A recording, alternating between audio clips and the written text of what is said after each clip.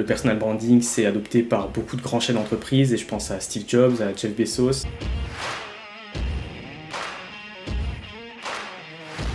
C'est mon premier réseau social, moi par exemple, c'est 50 000 vues par mois sur mes posts.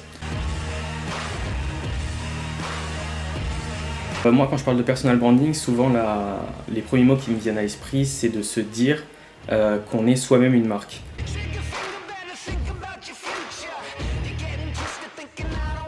Aujourd'hui, je suis avec Hugo, il est chargé de communication chez La Dépêche Event, une filiale de La Dépêche du Midi qui est un groupe de presse basé à Toulouse. Il est chroniqueur au Bureau eSport qui est un média qui vulgarise l'eSport business. Également community manager pour Au Service Sport en tant que bénévole. Hugo a beaucoup d'expérience sur la façon de communiquer sur les réseaux et aujourd'hui je suis sincèrement heureux de te présenter cette nouvelle émission. Je te souhaite un bon visionnage.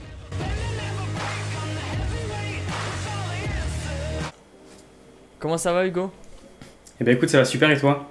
Ouais, moi ça va vraiment super bien. Je suis hyper heureux aujourd'hui de te recevoir pour la deuxième émission sur la chaîne YouTube Réussite eSport. J'aimerais pour les personnes qui nous écoutent que tu te présentes rapidement ton nom, ton prénom, ton âge aussi, tes différentes expériences. Je sais que tu as un parcours hyper intéressant. Aujourd'hui, on va en parler et j'aimerais que tu démarres justement par te présenter. Ok, déjà merci beaucoup pour l'invitation, je suis hyper content de pouvoir échanger avec toi. Premier message déjà pour ceux qui me connaissent et qui ne connaissent pas forcément Guillaume, après cette vidéo, allez voir un peu tout ce qu'il fait parce que moi je trouve ça ultra inspirant aussi et je me retrouve un peu dans tout ce que tu fais, donc déjà félicitations et merci. Merci à toi. Et avec plaisir. Et donc je m'appelle Hugo Gédio, j'ai 24 ans. J'ai créé ma marque avec une approche de personal branding il y a maintenant 2 ans et je tente de contribuer au développement de l'e-sport à mon échelle, c'est-à-dire une échelle d'étudiants passionnés. Ok, Ouais. Quand je me présente, c'est souvent rallonge parce que j'ai pas mal de projets, ils sont tous différents. Mais pour l'histoire, j'ai eu comme un déclic il y a environ 1 an et demi. L'e-sport, ça me semblait être un secteur qui était peu accessible. Puis j'ai découvert LinkedIn, j'ai commencé à poster des articles et je sentais qu'il y avait un certain public réceptif à ce que je postais. Donc j'ai continué encore et jusqu'à poster mon mémoire sur l'événementiel et l'e-sport en accès libre. Et c'est là que j'ai eu ce déclic car en fait il y a eu une vingtaine de professionnels qui ont regardé ce mémoire. Derrière il y a Yuba Amatou avec qui on travaille pas mal en ce moment, qui est directeur du bureau e-sport, qui m'a invité dans son émission Pitch My Mémoire où j'ai présenté mon travail à El Chiquito qui est CMO chez Vitality. Et en gros, ça m'a mis un petit coup de pression en fait. Et cette petite pression un peu qui te titille et qui te dit de continuer. Et je pense que moi, c'était ma chance. Et du coup, maintenant, je suis ultra investi. J'essaye de contribuer au développement de l'e-sport en tant qu'étudiant. Donc, tout d'abord, je suis étudiant. Je suis en master communication, marketing communication, donc à Toulouse School of Management, qui est une école donc sur Toulouse. Dernière année, donc dernière ligne droite. Sur le plan professionnel, je suis alternant à Dépêche Events, qui est la filiale événementielle de la Dépêche du Midi, où je suis chargé de communication et je travaille sur les thématiques d'influence et en même temps je leur apporte toute cette passion de l'e-sport et on en parle aussi pour trouver des fits entre la Dépêche et l'e-sport. Je suis aussi auto-entrepreneur. J'accompagne des proches dans leurs projets de lancement d'entreprise. Et sur le plan e-sport, je travaille sur 2 axes. Premièrement, c'est présenter l'e-sport au grand public. Et ensuite, c'est connecter les professionnels de l'e-sport. Et pour ça, donc, j'utilise, comme je le disais avant, une stratégie de personal branding, de contenu, mais aussi une communication qui est ultra positive. Et tout ça en passant principalement par LinkedIn.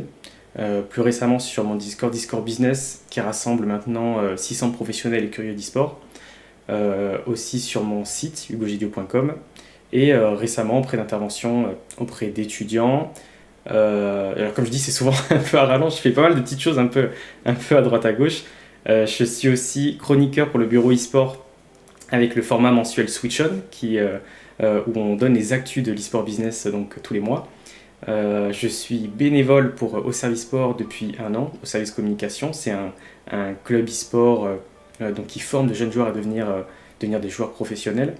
Et c'est un peu ce qui me raccroche à ce côté e-sport passion, contrairement à l'autre côté qui est plus e-sport business. Pour moi, c'est important d'avoir cet équilibre entre les deux. Et pour finir, je stream aussi quasiment tous les soirs depuis un petit mois maintenant. Complet. Ok, bah vraiment complet, je suis satisfait, on va dire, de ta présentation. Beaucoup de compétences, un parcours hyper inspirant. Et donc, du coup, toi, ta thématique, si je dois résumer, c'est vraiment la communication. Ouais, c'est ça. Alors, Ok. avant tout, c'est de la communication et du marketing, parce que ça a été tout mon parcours scolaire et toute mon expérience aussi. À la base, c'était tout secteur, et pour moi, c'était important de pouvoir piocher un peu de l'inspiration dans d'autres secteurs pour le ramener à l'e-sport. Ouais, Parce que ce n'est pas l'e-sport qui a créé la communication et le marketing, même si je trouve qu'on a une industrie créative qui est ultra intéressante. ouais, je suis d'accord avec ça. Euh, mais du coup, ouais, voilà. Donc c'est avant tout marketing, communication et aussi l'e-sport. Donc en deuxième temps, j'essaie de me professionnaliser dans ce sens-là. Ok, très bien. J'ai une question qui me vient à l'idée. Pourquoi un joueur, un e-sportif devrait prendre soin de la façon dont il communique sur les réseaux? Parce que là, on parle de communication, tu me parles de LinkedIn, tu m'as parlé voilà, de Twitter, des différents moyens de communiquer, les outils qui sont à la disposition de chacun, mais concrètement, quels sont les avantages et qu'est-ce qu'un joueur peut en tirer véritablement de communiquer sur les réseaux selon toi? Ouais. Alors c'est une question ultra intéressante, je trouve, et ultra actuelle déjà. Premièrement, j'ai un constat, et c'est un peu une philosophie que j'ai aussi, c'est que je pense qu'on va de plus en plus évoluer vers un modèle d'influence, c'est-à-dire que je pense que la génération qui arrive va préférer suivre une personne en particulier et découvrir plusieurs horizons avec cette personne plutôt que de suivre différentes entreprises dans différents secteurs. Donc ensuite, ça dépend de sa position dans l'e-sport et de ce qu'on souhaite faire. Donc si on est un e-sportif, selon moi, on doit avoir cette logique de personal branding pour communiquer, parce que son image personnelle, elle compte dans les différentes actions personnelles qu'on peut avoir, que ce soit dans la relation avec les sponsors, avec les clubs par exemple. Et c'est aussi ce qu'on appelle la gestion de sa e-réputation, hein. Cette Ouais. communication, pour moi, elle doit être positive, elle doit être régulière, elle doit être interactive aussi. Et pourquoi? Parce que la retraite d'un joueur e-sport, elle se fait assez tôt et il faut savoir rebondir et être bon en communication et savoir se créer une communauté aujourd'hui, ça me semble primordial pour prévoir la suite, que ce soit en tant que caster par exemple, pour travailler dans l'encadrement ou pour être ambassadeur. Donc ça, c'était le cas de l'e-sportif en lui-même.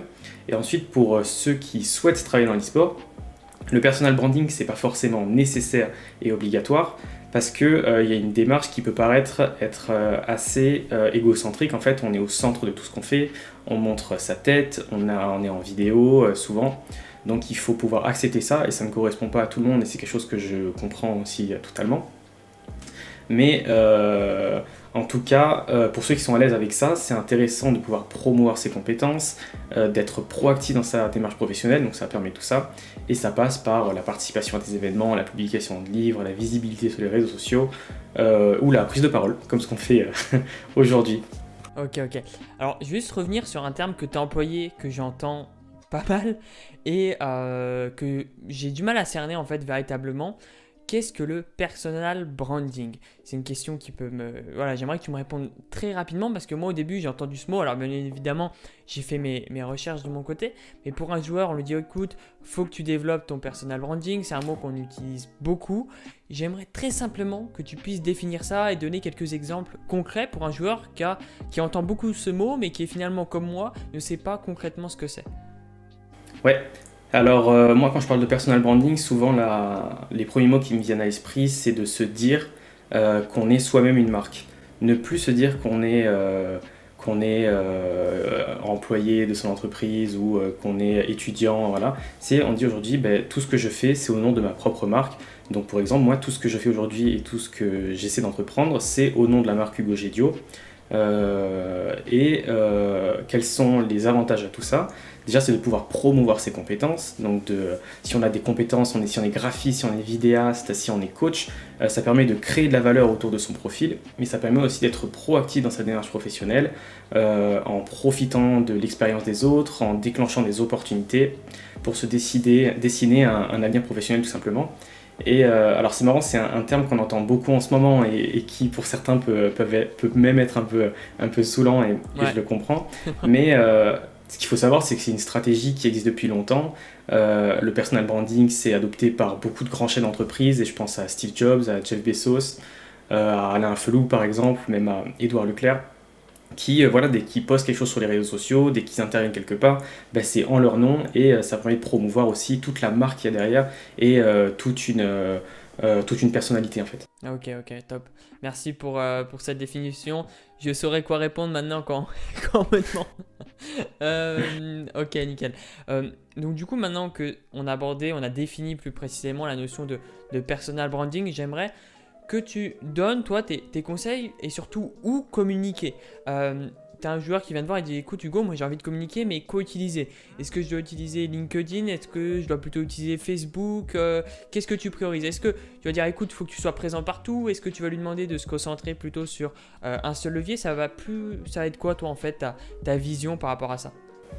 Ouais, alors où communiquer, c'est pour moi une question qui est ultra importante à se poser. Et il ne faut pas tomber non plus dans n'importe quoi et vouloir tout faire, parce qu'on se fait souvent déborder, on n'arrive pas forcément à le suivre. Personnellement, en tant que passionné de stratégie de contenu, qui consiste à publier souvent en fait, c'est l'une des premières questions que je me pose dès que j'ai un concept ou dès que j'ai une idée. Donc, car dans un même concept, on peut toucher un public qui est plus large si on va toucher différents réseaux, mais il faut savoir le faire correctement, avoir les codes de ce réseau. Donc, pour moi, c'est une vision qui est assez importante. Donc, où communiquer? Naturellement, dans l'e-sport, je dirais sur Twitter pour le contenu de tous les jours, sur Ok. Instagram en guise de vitrine, sur TikTok, il y a beaucoup de concepts à imaginer, je pense. Sur Discord pour regrouper sa communauté et créer une première proximité. Sur LinkedIn, une plateforme qui j'ai trouvé souvent oubliée, mais qui c'est celle qui moi personnellement m'a le plus apporté parce que bah, c'est mon premier réseau social. Moi par exemple, c'est 50 000 vues par mois sur mes posts. Ok. Donc c'est tout ce qui a tout déclenché de mon côté, quoi. Et ça permet de parler de contenu plus professionnel. Et enfin, si on considère comme un réseau social aussi, parce qu'il y a de l'interaction, bah, Twitch pour vraiment ce côté plus proche de sa communauté. Ok. Donc, Et ouais, donc, excuse-moi. ouais, donc, j'ai donné, non, je t'en prie, j'ai donné un peu toutes ces différentes plateformes, mais ce qui est important de savoir, c'est quel concept on souhaite faire et enfin c'est à qui s'adresse ce concept et ensuite il faut trouver le bon réseau social pour s'adresser aux bonnes personnes et ne pas vouloir faire un concept sur tout pour se dire oui je vais toucher tout le monde mais enfin voilà, il faut que tout soit adapté en fait et c'est ça qui est important et c'est vrai qu'il y a un réseau social dont je n'ai pas parlé d'ailleurs pour les professionnels toujours et c'est pour les plus curieux donc c'est Clubhouse on oublie Hmm. souvent mais On en a entendu beaucoup euh, parler ces temps-ci. Notamment, moi j'ai vu passer ça beaucoup sur LinkedIn. On en a pas mal parlé. C'est quoi toi ton avis? Tiens, ça m'intéresse rapidement ton avis sur Clubhouse. Il me semble que tu as testé. Donc on a quelqu'un qui a testé, les amis. Donc il va nous donner son retour. J'aimerais que tu me donnes un peu ton avis toi sur cette application. C'est vrai que c'est un format nouveau. Pour le coup, c'est nouveau. Il y a eu je trouve que la croissance a été exponentielle, je veux dire, depuis ces derniers mois de cette application. Toi qui as testé, c'est quoi ta vision de cette application? Alors j'ai testé, personnellement j'en attendais beaucoup parce que tout le monde en parlait et c'était une plateforme qui semblait être ultra intéressante pour les professionnels. Ensuite quand je suis arrivé sur la plateforme j'ai beaucoup aimé mais disons que j'en attendais plus en fait. Tellement les gens en parlaient et il y a tellement ce côté d'exclusivité, Ouais, on se sent privilégié quand on arrive sur Clubhouse parce que c'est un système d'invitation ouais. et que pour l'instant est disponible que sur les appareils Apple. Donc, donc forcément, je m'attendais à quelque chose de grandiose et au final, j'ai plus l'impression que c'est le système d'invitation qui fait qu'on se sent privilégié sur la plateforme et non pas la plateforme en elle-même. Donc je pense pour l'instant plus phénomène de tendance, mais en tout cas c'est certain que quand on est, donc là je parle plus aux professionnels, mais quand on est professionnel, il faut toujours tester de nouvelles plateformes au cas où déjà, parce Ouais. que si elle vient à exploser, ben, on saura dessus et on saura quoi faire. Mais pas un grand coup de cœur en tout cas, forcément plus que d'autres plateformes. Ok, d'accord. Bah écoute, Excellent, merci, merci pour cet avis. On va se recentrer du coup plus sur la communication et donc du coup nos auditeurs, ou plutôt les personnes qui nous regardent. J'aimerais que tu puisses donner 2 conseils à un joueur qui nous regarde actuellement, qui est en face de toi, ou un passionné d'e-sport, peu importe, et qui veut améliorer sa communication. Il vient te voir et dit: Ok Hugo, moi c'est cool ce que tu me dis, mais concrètement je ne sais pas quoi faire, quel poste, qu'est-ce que je peux faire. J'ai envie de développer cette notion de personal branding que tu développais auparavant. Qu'est-ce que tu pourrais conseiller à ce genre de joueur? Ouais. C'est pas facile, hein, parce que j'aimerais en donner plein déjà. Euh, en fait, je pense que l'important déjà, c'est de se dire qu'il y a plein de choses à faire différentes, il y a plein de bonnes choses à faire. Si je devais donner 2 conseils, je pense que le premier déjà, ce serait de parler de l'importance de la communication positive. Parce que souvent, les réseaux sociaux sont aussi un défouloir, on a envie de dire un peu ce qu'on veut quand on est énervé, quand on n'est pas content. Le problème de tout ça, c'est que je trouve que ça ferme des portes à beaucoup de choses déjà. Quand on est un joueur professionnel, on a des contacts avec des marques, on a des contacts avec des clubs aussi, on a toute une carrière à gérer. Et le fait d'utiliser une communication qui est positive, je pense que déjà ça favorise beaucoup d'échanges et que ça peut aider en tout cas dans sa carrière. Donc ce serait certainement le premier point que j'aborderai, en tout cas si je Ouais. devais donner un conseil. Juste une petite Et précision avant que tu ouais, passes au deuxième conseil. Dans communication positive, est-ce que tu pourrais nous donner un exemple de post ou un exemple de contenu qui, selon toi, illustre bien cette communication positive? ouais. Alors bah, moi déjà c'est quelque chose que j'utilise beaucoup la communication positive, hein, parce que c'est vraiment au centre de ma stratégie, c'est-à-dire que déjà sur les réseaux sociaux, on ne verra jamais un commentaire négatif dans ce que je fais. Si je ne suis pas d'accord, bah, tout simplement je ne commente pas ou je ne dis pas. Et donc par exemple un exemple de post, ben, on peut en retrouver dans ce que moi je propose par exemple quand je dis l'iceberg de l'e-sportif.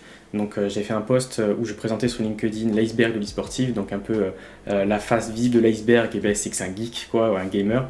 Et la face cachée de l'iceberg, c'est tout le travail de l'e-sportif qu'il y a derrière, que ce soit ben, dans le travail sur ses réflexes, que ce soit dans la vision de jeu, etc. Et donc c'est un post qui en soi est ultra positif parce que j'essaie de présenter de manière positive l'e-sport à un public qui est large, alors que j'ai conscience aussi des limites de l'e-sport, de ce qu'on y retrouve, mais ce n'est pas ce que je souhaite présenter, quoi. C'est-à-dire qu'il y a d'autres formats qui pour moi sont plus adaptés pour parler des limites de l'e-sport, comme des tables rondes ou je ne sais pas, alors que sur les réseaux sociaux j'essaie plus de montrer un peu le positif, et en même temps je trouve que ça me réussit parce que grâce à ça, ben, j'ai l'impression que les gens sont plus à même de commenter, sont plus à même de venir échanger à la suite. Et donc voilà, pour moi c'est intéressant. Puis après, c'est des petits points sur lesquels on titille, mais ne pas utiliser les négations comme ne pas mettre de grands noms, je ne suis pas d'accord en Ok, général, ou des grandes gueulantes sur les réseaux sociaux, quoi. ok. Donc du coup, le deuxième conseil. Ouais, le deuxième conseil, je pense qu'on le perd beaucoup en ce moment, et je pense que c'est important de le rappeler, c'est l'importance de se créer une image qui nous correspond. Ne pas chercher à devenir quelqu'un sur les réseaux sociaux, mais plus chercher au plus profond de soi-même, à savoir ce qui nous correspond et pour mettre en avant ses propres qualités. Quand je dis ça, c'est je trouve qu'aujourd'hui de plus en plus on essaie de se créer une image, de se la fabriquer en fait, et on n'arrive pas à trouver en soi-même ses propres qualités, ses propres valeurs et à les mettre en avant. C'est un exercice que je trouve difficile mais que je trouve important parce que au long terme en tout cas c'est important de pouvoir identifier quelqu'un à ses valeurs et à sa vision, et je trouve qu'aujourd'hui la communication on n'a pas besoin d'en faire des caisses, de faire du bullshit pour montrer qu'une personne est formidable, et je pense qu'en chacun on peut trouver quelque chose Ouais. de très bien à exploiter, quoi. Ouais, je suis d'accord. Donc concrètement, c'est un peu être authentique, l'authenticité. Et je pense que franchement, on a tous quelque chose à apporter, on a tous notre trait de personnalité. Et alors, on est tous, je pense, tu viendras, tu viendras confirmer ou pas, on plaît tous à des gens et on ne peut pas plaire à tout le monde en fait. Et je pense que l'idée que je vais vous donner, enfin moi en tant que coach mental que je vais aborder, c'est qu'il y a beaucoup de joueurs qui n'osent pas parce qu'il y a cette notion de critique. Alors, il y en a qui vont se dire non, moi je lance pas un stream, je veux pas développer mon image, j'ai pas fait de bons résultats, etc., etc. Mais quoi que vous allez faire, vous serez critiqué, et il y aura des gens qui vont vous adorer, il y a des personnes qui vont vous, entre guillemets, détester. Et je pense que Hugo qui fait du contenu, moi j'en fais personnellement. Alors, j'ai des personnes qui sont toujours là, qui me soutiennent, et bien évidemment, il y a plus de personnes qui me soutiennent que qui me critiquent, etc. Mais la notion de critique, pour moi, elle est inévitable, et je prends plus ça comme un facteur de réussite, du sens où à partir du moment où tu vas te faire critiquer, moi déjà je remercie toujours les personnes qui me critiquent parce qu'ils me portent de l'attention, donc du coup ça veut dire qu'ils quelque part ils augmentent un peu mes stats, etc. Donc la critique pour moi elle est vraiment, je dirais même essentielle et inévitable, c'est à dire que c'est un facteur de réussite important à prendre en compte et un indicateur en fait à prendre en compte, et surtout ayez conscience que chacun a quelque chose, a une personnalité. Moi j'étais le premier à me dire je peux rien faire, j'ai aucune compétence, etc. Hugo, je pense, je vais lui donner la parole après, mais je pense qu'il va pouvoir vous le dire aussi, que concrètement, on a tous notre personnalité, on a tous notre authenticité, on a tous un parcours différent, et si vous pouvez implémenter ça dans votre communication, ça va être votre recette, et ce qui va être bien, c'est que ça va être très dur pour quelqu'un de vous l'appliquer, vu que vous êtes unique, tout simplement. Je sais pas ce que tu en penses, Hugo. Ouais, non, je suis totalement d'accord avec ce que tu dis. Et comme je te dis, je trouve que non pas qu'on essaie vraiment de fabriquer aujourd'hui ces stratégies de communication et marketing, mais je trouve qu'on peut réussir à encore mieux exploiter une personne, et tu l'as dit très bien, bien évidemment. Alors moi, j'ai de la chance aussi d'avoir une communauté qui est des fois un peu plus âgée, avec des chefs d'entreprise ou des personnes qui sont un peu plus âgées que la communauté qu'on peut retrouver des fois sur les réseaux sociaux. Donc j'ai pour l'instant été peu exposé à la critique. Mais bien évidemment, je suis ultra sensible à tout ce qui est cyberharcèlement. C'est quelque chose qui, moi, me touche beaucoup. Et si je peux passer en tout cas un message positif en disant aux personnes que c'est mauvais et que ça détruit, donc forcément je le ferai. Et c'est important d'être accompagné en fait dans sa communication pour moi. Parce que quand on expose quelqu'un à tout ça, c'est très difficile de gérer. Des fois, quand on est parent, on n'a pas forcément le recul nécessaire sur les réseaux sociaux. Et toutes les conséquences qu'il peut y avoir. Et donc je trouve ça très important si on ne sait pas bien le maîtriser, de savoir être accompagné. Ok, d'accord, très bien. Hyper important, je te rejoins complètement sur ce message positif. Et s'il y a des personnes ou quoi qui ressentent quelque chose sur les réseaux, qui se font harceler, on sait que c'est quelque chose qui touche énormément de personnes. Moi-même, j'ai déjà eu des joueurs qui venaient de me voir, qui avaient ce genre de problème. Parlez-en à votre famille, à qui vous voulez, des personnes que vous avez confiance, mais parlez-en. Restez pas isolés, ça serait, je pense, un des pires choix à faire. Donc parlez-en, et il y a des personnes qui sont là pour vous aider. Bon, on va passer du coup au prochain sujet. Ça y est, Hugo, tu m'as convaincu. Aujourd'hui, je veux me lancer sur les réseaux et je veux développer ma communication. Par quoi commencer ? Qu'est-ce que tu recommandes ? Quelles sont les étapes pour une personne qui démarre de rien ? Qu'est-ce que tu conseillerais ? Parce que je pense que beaucoup de personnes qui sont en train de me regarder, ils sont en train de dire « Ok, c'est bien Hugo, ok, c'est cool, ça apporte vraiment davantage, mais concrètement, sur le terrain, par quoi je peux commencer ? Je crée mon compte Twitter, je crée ma chaîne YouTube, je crée mon compte TikTok. Par quoi commencer ? » Ouais, alors déjà, est-ce que je suis le plus à même de vous parler de tout ça, parce que je n'ai pas non plus une grosse communauté moi sur les réseaux sociaux, que ce soit sur Twitter, et c'est un peu différent sur le concept de LinkedIn parce qu'on peut plus créer son influence que sur un autre réseau en fait, parce qu'on ajoute des contacts. Donc c'est ultra différent. Par contre, je peux vous donner quand même des facteurs communs à toutes ces personnes qui réussissent sur les réseaux sociaux, et aussi un peu les clés en communication, et nous ce qu'on nous apprend aussi dans la théorie. Je pense que déjà la première étape, c'est d'avoir son concept, d'avoir son positionnement et d'avoir une vraie personnalité dans ce qu'on propose. Donc on en parlait tout à l'heure, mais je pense que c'est même certain, c'est important d'être identifié pour quelque chose et pour un concept particulier. Donc il y en a qui le font très bien parce que par exemple quand on est joueur pro et qu'on a des compétences, et forcément on est reconnu pour ça, mais ça peut être pour autre chose si on n'a pas ces compétences là, et il faut réussir à trouver ce créneau, il faut prendre le temps de se poser et d'y réfléchir.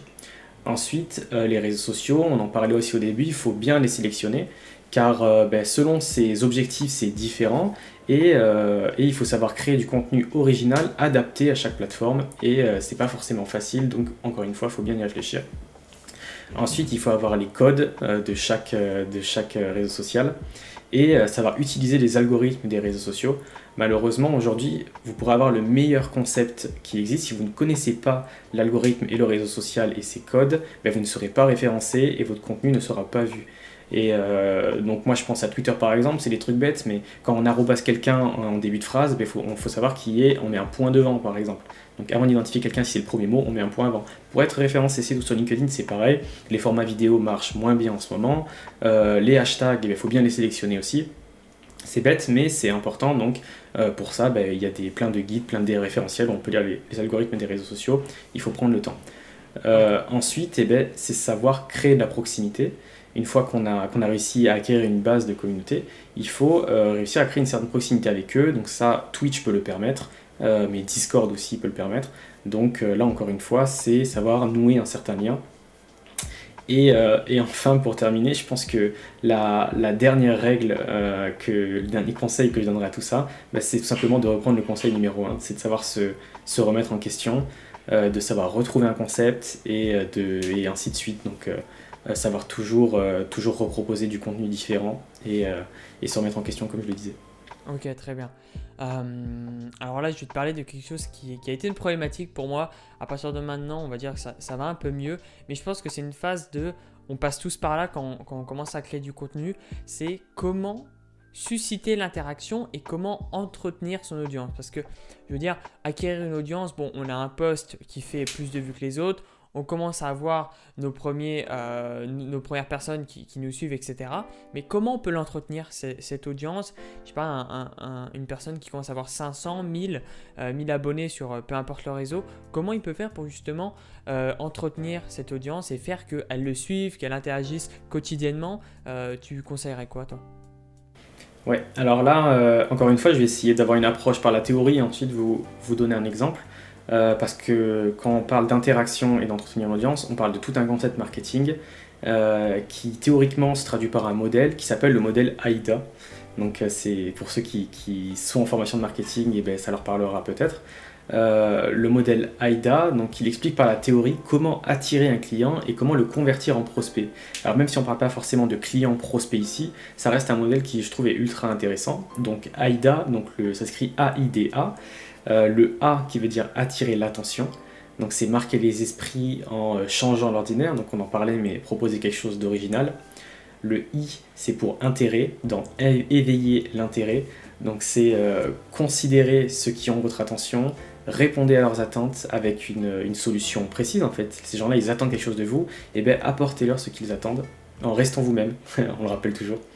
Le D, c'est désir. Donc cette fois-ci, il faut savoir susciter le désir, savoir donner envie à une personne de continuer à vous suivre en proposant un contenu régulier, par exemple. La régularité est ultra importante aussi. Et ensuite, la dernière lettre, c'est le A. Donc là, c'est le A de action. Et il faut savoir accomplir ce pourquoi cette personne vous suit. Donc si cette personne vous suit, c'est qu'il y a une raison, et il faut savoir la garder, en fait, la maintenir, et en continuant à proposer du contenu, donc ce pourquoi elle vous suit. Donc ça paraît très théorique comme ça, mais je pourrais donner un exemple, par exemple. Enfin, je pourrais donner un exemple tout court. Donc, par exemple, quand je suis arrivé sur LinkedIn, j'ai fait un constat. Je trouvais qu'il y avait peu de contenu e-sport sur la plateforme. Il y avait une cible professionnelle. La récolte d'informations dans l'e-sport business est difficile et ces personnes sont peu connectées entre elles. Donc ça, ce sont un peu tous les constats que j'ai faits. Donc, méthode AIDA, je vais monter un Discord pour regrouper ces personnes. Donc je vais attirer l'attention. J'invite des premiers bêta-testeurs, je lance un trailer sur LinkedIn, on attire l'attention. Ensuite, je vais éveiller l'intérêt avec des fonctionnalités originales qui n'existent pas et qui seront utiles pour eux. Donc avoir des news sur l'e-sport business, donc ce qui permet pour eux d'avoir une veille stratégique plus efficace, faire la promotion de leur projet, participer à des soirées d'échange, trouver des prestataires. Donc avec ça, on éveille leur intérêt. Ensuite, susciter le désir en proposant des news quotidiennement et en étant actif. Être le Discord, ça te facilite la vie en tant que professionnel de l'e-sport. Et ensuite, l'action, ce serait de permettre aux professionnels de prendre la parole, de les accompagner dans leur réussite et de les mettre en avant. J'espère que c'était complet. Mais c'est très complet et moi je suis hyper content. Je ne savais pas justement si tu allais aborder ça quand je te pose cette question-là. Il y a beaucoup de valeur, véritablement, dans ce que vient de vous dire Hugo. Je le sais, pourquoi? Parce que ça fait pas loin d'1 an que j'ai lancé ma chaîne YouTube, ou en tout cas que que j'essaie de développer mes réseaux de mon côté. J'ai cherché, on va dire, à plusieurs contenus, etc. Et je suis vraiment passionné par l'entrepreneuriat avant tout. Je suis pas mal d'entrepreneurs, je suis au contact de personnes aussi qui ont vraiment bien réussi, pas forcément dans l'e-sport, mais de manière générale. Et ce qu'a dit Hugo, cette méthode AIDA, c'est le B à bas. C'est simple, il y en a, ils peuvent dire non mais attends, 4 étapes, véritablement, est-ce que ça marche ou quoi? Je vous garantis que ça marche, ça sert à rien de chercher plus compliqué. J'ai testé personnellement plusieurs méthodes, cette méthode-là, celle qui apporte, je pense, le plus de résultats. Alors, cette façon de susciter l'interaction, il y en existe plusieurs fondamentalement, mais je pense que celle-là, c'est la plus efficace, la plus simple. Et si un joueur souhaite se démarquer ou en tout cas démarrer à communiquer, c'est cette méthode-là qu'il veut utiliser. Il y a énormément de valeur dans ce qu'a dit Hugo, donc je suis hyper content qu'il ait abordé ça. Moi-même, je réécouterai ce que tu as dit parce que je prenais un peu des notes dans ma tête, mais je me suis dit, attends, incroyable qu'il parle de ça parce que si vous voulez faire un post, ça fonctionne. Un post Instagram, une story Instagram, ça fonctionne aussi.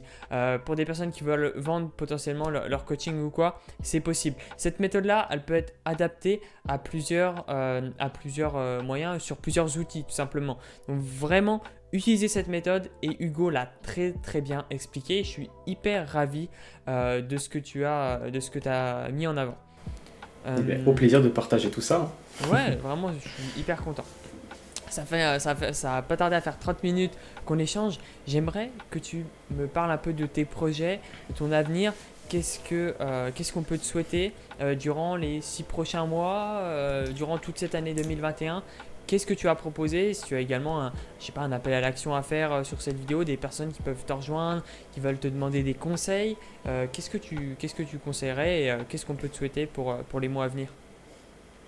Déjà, toutes les personnes qui souhaitent bénéficier de conseils ou qui souhaitent un peu entrer dans cette sphère e-sportive, n'hésitez pas, bien sûr, à m'envoyer un message et j'essaie toujours en tout cas de tout donner pour accompagner ces personnes dans leur projet.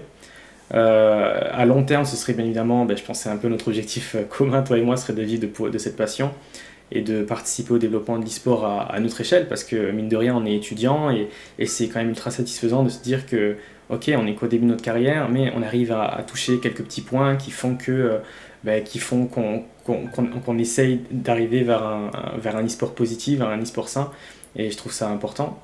Et ensuite, à court terme, c'est continuer de m'investir, continuer Switch On par exemple avec le bureau e-sport, continuer de présenter l'e-sport sur LinkedIn au grand public, de proposer du contenu utile aux professionnels sur mon Discord. Et tout ça dans le but de moi trouver mon premier job dans l'e-sport en septembre prochain à la suite de mon master, de trouver un projet qui me correspond, parce que j'espère que ça s'est ressenti, mais je suis assez pointilleux sur le côté des valeurs dans l'e-sport et le fait de faire les choses correctement, et je trouve ça important de bien encadrer tout ce secteur. Ça peut être en intégrant ou pas mon activité d'ailleurs, parce qu'à la base du gogedio.com, ça a continué de fil en aiguille, mais à la base c'était surtout des actions pour me permettre de trouver un job dans l'e-sport et je trouvais ça très difficile d'entrer dans l'e-sport et ça m'a mis un petit coup de boost pour tenter de nouvelles choses. Mais voilà, tout ça je le fais aussi un peu par pression de me dire que si je reste les bras croisés, je ne serai jamais reconnu dans l'e-sport et que je ne pourrai pas travailler dans ce secteur. Donc voilà, on peut me proposer de continuer dans ce rythme et en même temps, comme je le disais, revenir à l'étape 1, proposer de nouvelles choses à chaque fois. Ok, excellent. Écoute, on te souhaite le meilleur. Est-ce que tu as le mot de la fin, un petit mot, une idée, une pensée que tu aimerais transmettre à nos personnes qui nous regardent par rapport à l'interview ou pas, hein, je veux dire, de manière générale, est-ce que tu aurais un petit mot de la fin? Eh bien, mot de la fin, suivez Guillaume, tout simplement, allez voir un peu son contenu, allez voir ses autres vidéos. Je trouve ça très intéressant et puis en toute modestie, je trouve qu'on fait partie un peu de cette deuxième génération de l'e-sport qui est ultra investie et passionnée et je trouve ça beau, donc allez découvrir ce que fait Guillaume, tout simplement. Ok, écoute, merci beaucoup. De toute façon, c'est pas compliqué. Tous les réseaux d'Hugo du coup sont dans la description, allez checker. Son Discord, je le suis quotidiennement, il y a vraiment beaucoup de contenu. Hugo, vraiment, il y a rien à dire, il fait un travail gigantesque pour l'e-sport, pour les acteurs, pour les personnes qui souhaitent vivre de leur passion, pour vous permettre de développer votre réseau, parce que je pense que le réseau, que vous soyez joueur, prestataire de service, peu importe, ça va être essentiel pour développer votre activité. Donc tout ça, c'est sur le Discord d'Hugo qui sera dans la description. Tous ses réseaux sont également dans la description si vous souhaitez le suivre et en savoir plus. Je vous garantis qu'il fait des posts sur LinkedIn. D'ailleurs, on en a fait un en commun qui s'affiche actuellement à l'écran pour ceux qui aillent voir. Le lien sera également dans la description de son LinkedIn. Enfin, beaucoup de posts. Il fait également des infographies qui sont vraiment incroyables, vraiment super. Donc je suis hyper content de ça. Je suis content de t'avoir reçu, Hugo, aujourd'hui. J'espère que cette émission vous aura plu. On va vous laisser. J'espère vous revoir très rapidement sur la chaîne YouTube. Je vous dis à très vite. C'était Guillaume et Hugo. Ciao, ciao. Salut, salut!